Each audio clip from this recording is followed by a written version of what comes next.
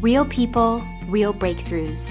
This is the Psychology of Eating podcast, where psychology and nutrition meet to uncover the true causes of our unwanted eating concerns. Your relationship with food will never be the same. Now, here's your host, eating psychology expert, and founder of the Institute for the Psychology of Eating, Mark David. Welcome, everyone. I'm Mark David, founder of the Institute for the Psychology of Eating, and here we are in the Psychology of Eating podcast. I'm with Pamela today. Welcome, Pamela. Hi, Mark. How are you? Good to see you again. Likewise.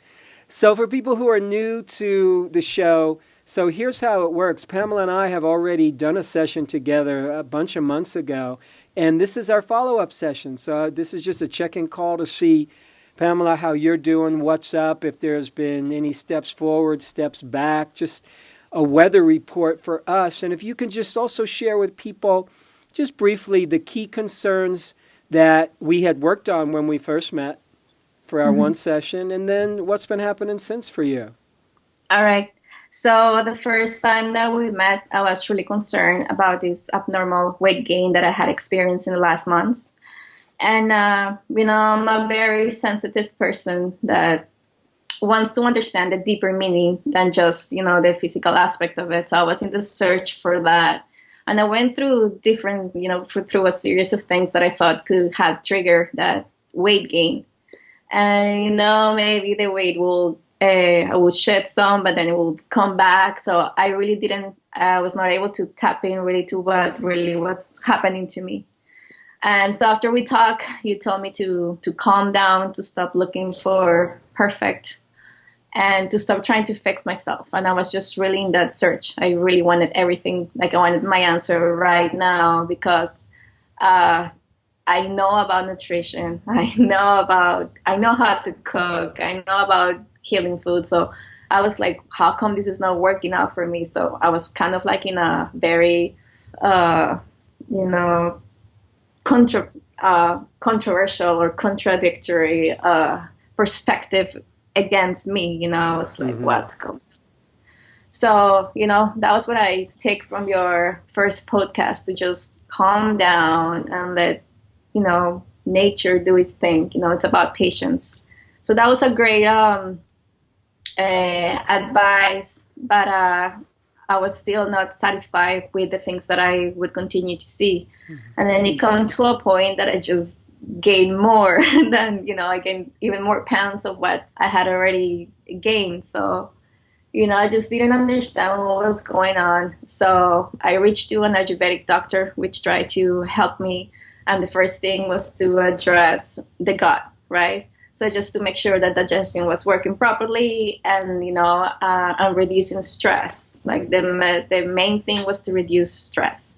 And that's something that just been present in my life throughout. And last year I have a very rough breakup, and just kind of threw me to the world alone with a baby, and I just had to start from scratch. So that was very tough on me, and it's just part of the whole journey. But then I chilled with this Ayurvedic doctor. I was able to calm myself a little bit and, just let it be, just accept what it is.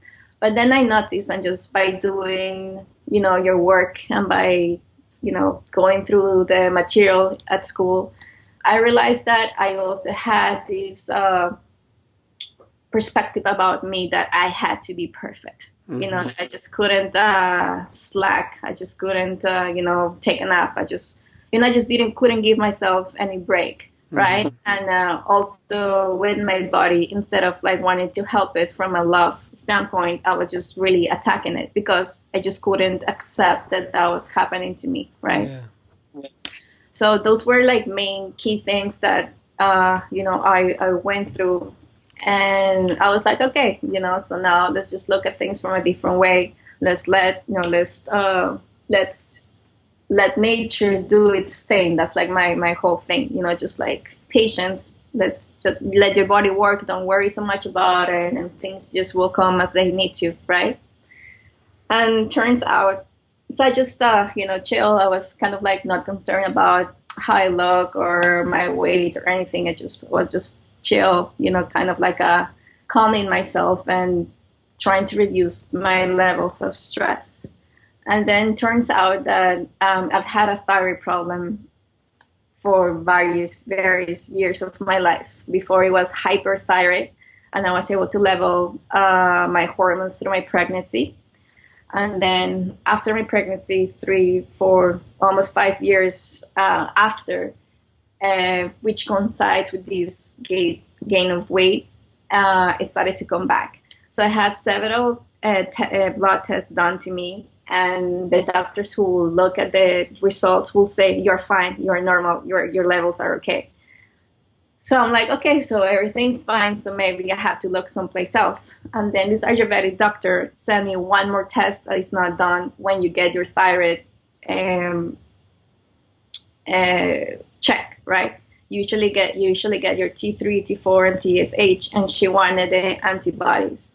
And when that came back, they were up through the roof. Mm. So, she gave me some herbs to try to calm that down. But I was like, okay, I just continued doing the work. And then this happened very recently, like maybe 2 weeks or just in this past month. I was like, you know what?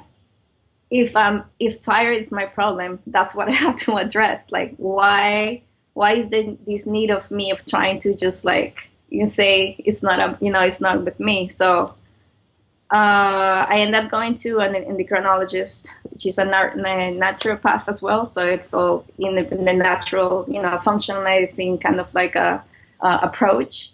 And she looked at my test and she's like, you have Hashimoto's. Mm. So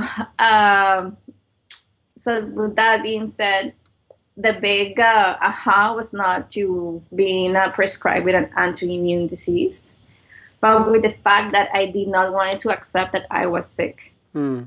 For me, realizing that there's this imbalance in my body meant I fail, or what I've been doing for the last 5-6 years, it's like didn't work, or all this movement that I have created about plant-based eating, and it just maybe I just didn't do it good enough. So what I realized is that it was not just accepting that I have a thyroid imbalance, but it's just with that, with going back to what I said before, it's this need of me just not like being perfect all the time, or just not accepting that I need help to continue thriving, Mm-hmm.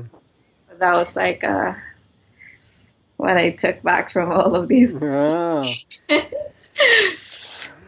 So that's pretty big news, first of all, to be diagnosed with Hashimoto's. I think of Hashimoto's, for those people who aren't familiar with it, it's a very strange thyroid condition that can cause one's thyroid function to really be all over the map. It could affect energy levels, it can affect your cognition, it could affect your mood, it could affect your weight, it could affect your digestion, it could impact just about everything. And it's a wild ride. And nobody quite knows, here's what causes it. And nobody quite knows, here's what cures it. So it's an interesting journey, because it's one of those conditions that are, I think, a product of our times. Mm-hmm. I personally think it can come from a lot of different factors that we might not even realize. We can be born with a sensitivity to that disease from birth, depending on what your parents ate, depending on what your mother ate, depending on if you were vaccinated when you were young. Sometimes Hashimoto's might just need one or two particular triggers to express itself. For a lot of people, that trigger could be stress, it could be poor diet, it could be who knows what. But I think it's a lot of... it takes a certain amount of maturity to not start to blame oneself because I'm sick, especially if you're in the health field like you are, and if you're into natural food and natural health, the expectation is, well, I should be healthy all the time. Yeah. Well, actually, you just touched base upon a concept that I think is so beautiful. And of course, you helped me understand that much better. and it's when talking about sensitive people, right? So in our world, we have sensitive as being a bad thing. You know, when you are sensitive to gluten, when you're sensitive to nuts, when you're sensitive to sesame, for whatever it is, you know, we think that that person that is sensitive is like weaker, or, you know, she has an issue, or we always kind of like put sensitive in a lower realm of what it really is. But I think that what we have to understand is that being sensitive is actually a power that we have over everyone else, because being sensitive means that you can sense something before someone else, right? So it's almost like a superpower that we have, you know. If it comes to, you know, if I take it to a different realm and to like this kind of like a joke that we play around with my friends, you know, we're kind of like witches in a way, you know. We can have this you know, we can like perceive or like feel stuff before someone else, right? So this sensitivity issue comes in play into this when it comes to thyroid, for example, because what I learned through, you know, all this research that I've done is that the thyroid is directly linked with our hormones, of course, and hormones, it's about our emotions, right? So we're up, we're down, we're stressed, we're happy, we're sad. So all of that affects us and affects our thyroid. So it's about us being so sensitive to our emotions, so sensitive to our environment, that causes an impact, a physical impact inside our bodies, right? So I thought that that is just such a great concept to understand, that instead of like blaming one for being sensitive, it's actually a good thing to be, because we have an awareness that others, you know, maybe haven't reached yet. And, you know, yesterday, Emily posted a quote about being sensitive, and if you allow me to read it on Instagram. So she posted, highly sensitive beings suffer more, but they also highly sensitive beings suffer more, but they also love harder, dream wider, and experience deeper horizons and bliss. When you are sensitive, you are alive in every sense of the word in this wildly beautiful world. Sensitivity is your strength. Keep soaking in the light and spreading it to others. So that just kind of like summarizes what I just said. You know, having this thyroid issue meant that I've been super sensitive to what has gone through my life, and now little by little, speck by speck, I just need to organize everything in my 360 degree, you know, surrounding, you know, not only health, not only what I eat, but who I relate myself with, how organized my house is, you know, how many times I wash my hair. I mean, just everything has to do, you know. And you also posted something about that recently, that it's not just what you eat, but the person that you are. And that's what really is going to normalize your body, your sensations, your spirit. Well, Pamela, I'm really happy for you that you're, you know, drawing a wider circle around this health condition, and you're not just seeing it as, oh, I'm a victim, or, oh, there's something wrong with me. It's, you know, when we're given a challenge like this, it really is a journey, and it's somehow teaching us, and it's not necessarily fun, and it's not necessarily what we want, but I know I've seen this for myself, for so many other people, when we really take a certain level of responsibility for what's going on in our body, meaning, okay, I'm going to be with this, I'm going with this, I'm going to learn from this, I'm going to listen to this, then we can go through life in a more empowered way, instead of going, oh, what's wrong with me? What did I do wrong? What's my problem? Why me? And that's one place we can go, which doesn't move us forward, really. It only brings us down. And this is about us responding to what life is giving us. And, you know, oftentimes we're being asked to heal something in ourselves so we can eventually kind of figure it out and maybe be of support to other people, you know, because it takes a lot of attention and it takes a lot of energy to heal ourselves sometimes. It really does. You know, sometimes it's a question of time and waiting it out, and other times you got to go from practitioner to practitioner. You try different things, you see what works, you do this diet, you do that diet. more rest, less sleep, whatever it is.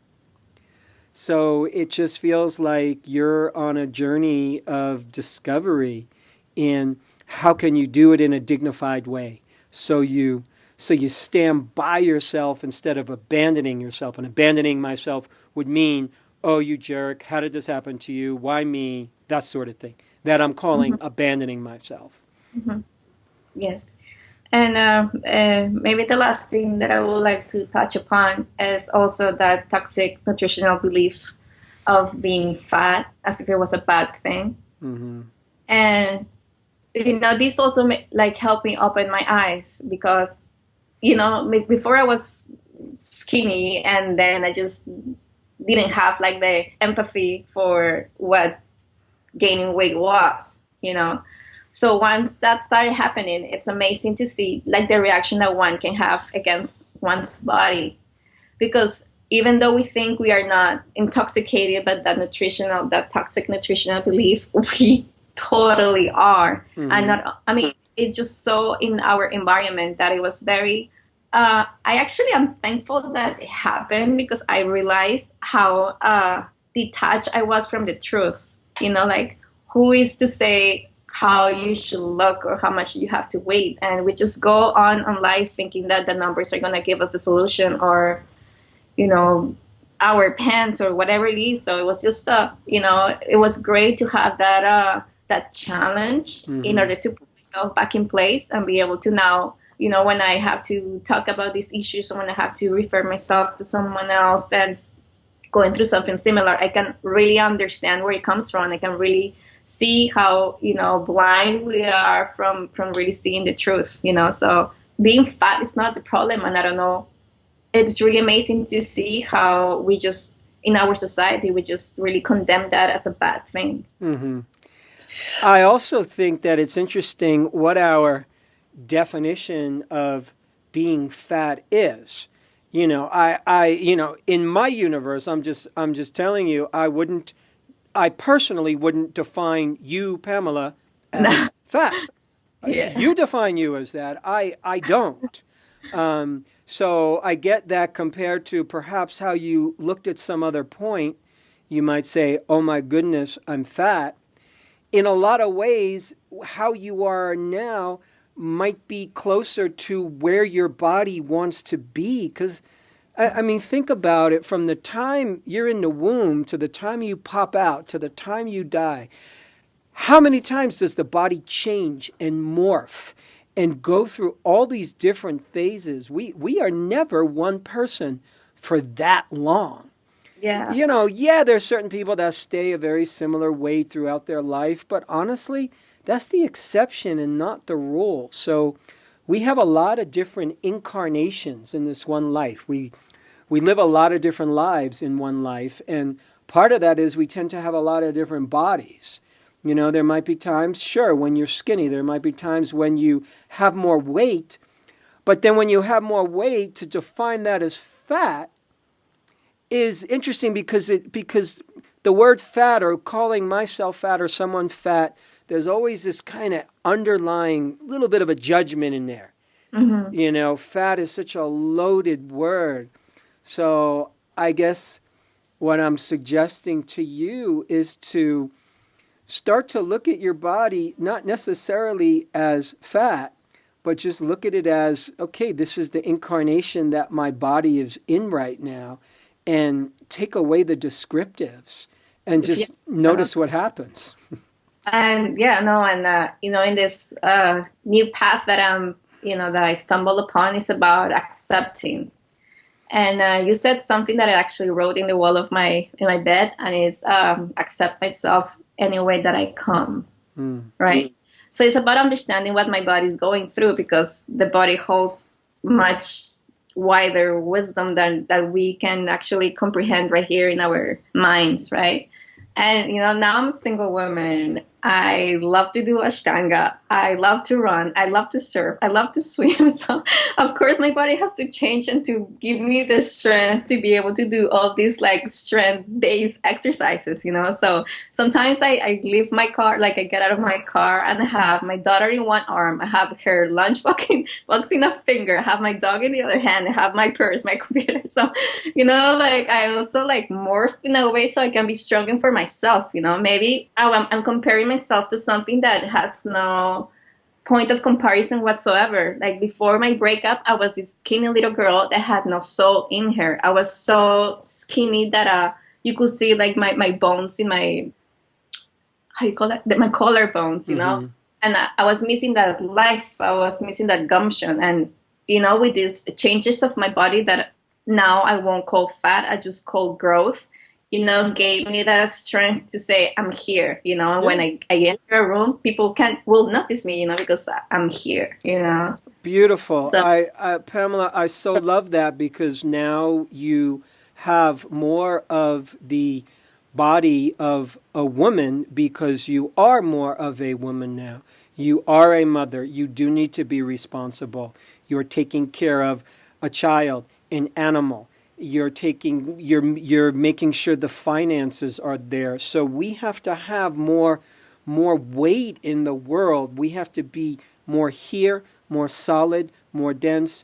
The thinner we are, generally speaking, this is a generalization, but once we start hitting the zone called thin, it is possible that we start to lose a little bit of our grounding. It is possible that we start to become a little more lightheaded, a little more kind of dispersed, and we aren't able to incarnate as strongly. Is that true for everybody? No, but I'm saying as a generalization, I've noticed that.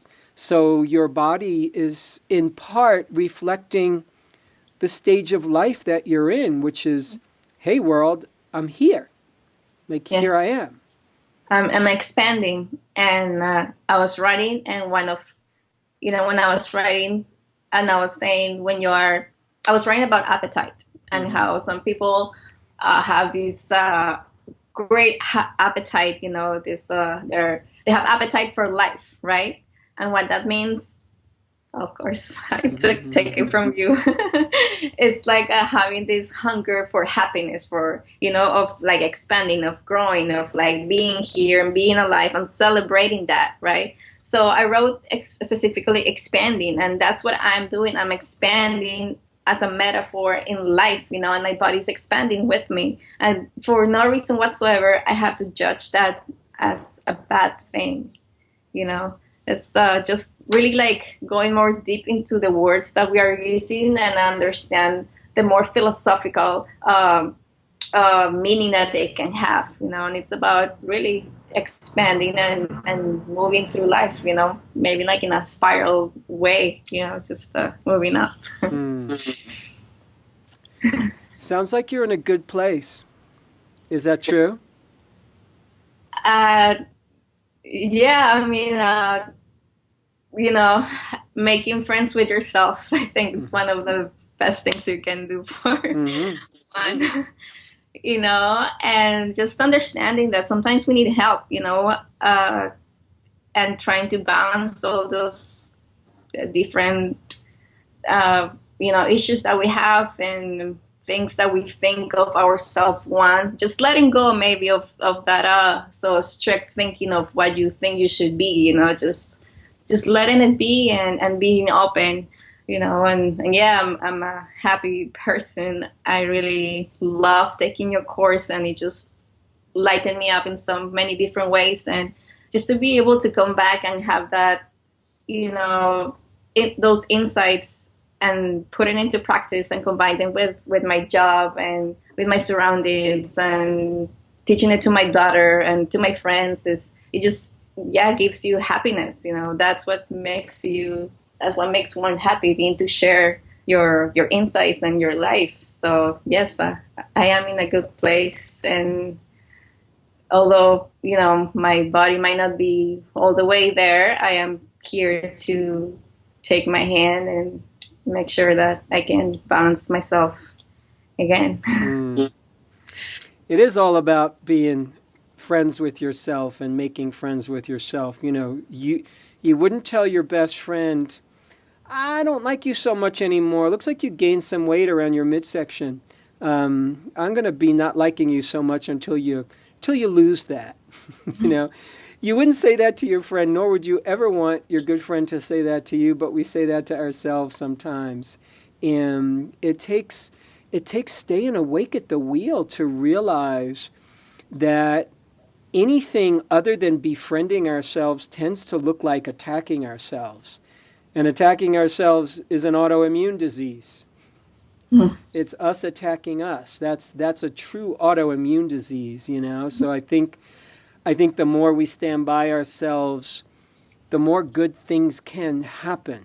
And it's happening for you. And yeah, it's not all perfect right now. It's not exactly where you want it to be, but I guess what I was saying is it sounds to me like I really get that you're owning your life right now, and you're being responsible for it, and that's the best we can do and the highest we can do, I think. Just I'm in this and I'm working it as best I can, and I'm trying to learn as much as I can from it, and I'm standing by myself, and all I'm saying is I think you're doing a great job. Thank you. Yeah. If I may add just two more things will be one, the concept of being perfect. Doing some work on myself, I realized that comes from thinking that I was not enough, or, that I had this fear of being rejected or abandoned. So my urge to be perfect was just to cover up those kind of like little wounds that I had inside of me, right? So letting go of perfection was something that really took me a lot, because throughout my life I have always kind of like aim to be that, so that was one thing that now, if I'm going to talk about perfect, that is a weakness, And the second thing about being responsible for ourselves, if there's something that I would love, whoever is listening to take with them is that once you feel responsible for your own body and know that it's your responsibility to heal and love yourself, then you can make things happen. That's the only thing that will really trigger that change. Beautifully put. Thank you so much for being so generous about your journey and your story and sharing it with us and sharing it with viewers and listeners. I just think I think you're very inspirational, and your story is inspirational, and it continues. You're still living it out, and you're still writing it, and it's writing you, and it's a good thing. Thank you. Yeah. You are the inspiration for my life. Yay, lucky me. Thank you so much. Thank you, Mark. And I'm going to say let's put the nice little bow on this conversation now. I think this is a great point to finish up.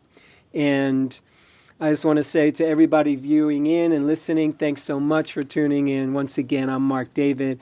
On behalf of the Psychology of Eating podcast, I have been with Pamela. And as always, lots more to come, my friends. You take care.